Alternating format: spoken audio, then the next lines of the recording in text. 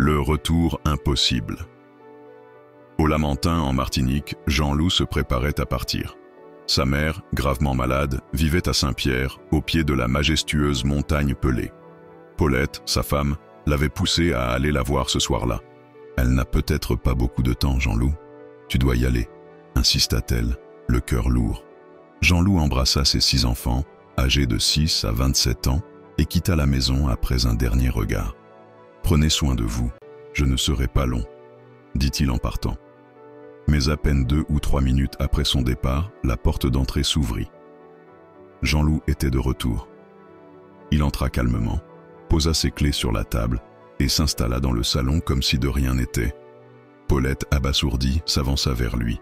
« Jean-Loup, pourquoi es-tu revenu ?» Jean-Loup sourit doucement. « J'ai changé d'avis. Je vais rester ici ce soir. » Elle le fixa, incrédule. « Mais ta mère, elle est mourante, Jean-Loup. Si tu ne pars pas maintenant, tu risques de ne plus jamais la revoir. » Jean-Loup haussa les épaules. « Elle ira bien. Je voulais être avec vous. » Les enfants, d'abord surpris, ne firent pas grand cas de ce retour étrange. Mais Paulette, elle, était troublée. Jean-Loup n'avait jamais été du genre à abandonner ainsi une visite importante. Au fil de la soirée, son comportement devint de plus en plus étrange. Il répondait aux questions, mais parfois, ses phrases semblaient incohérentes.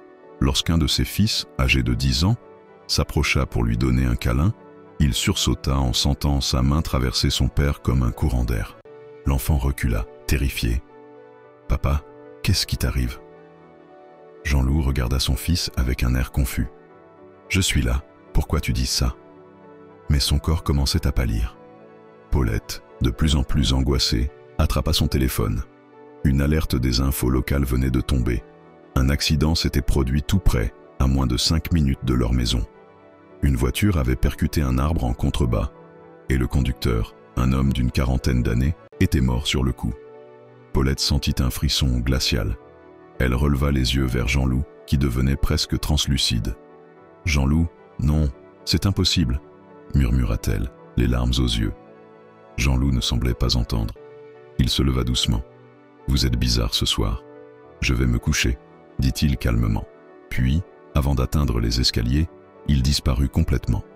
Pas un bruit, pas un mot, juste un vide. Paulette et les enfants restèrent figés, incapables de bouger.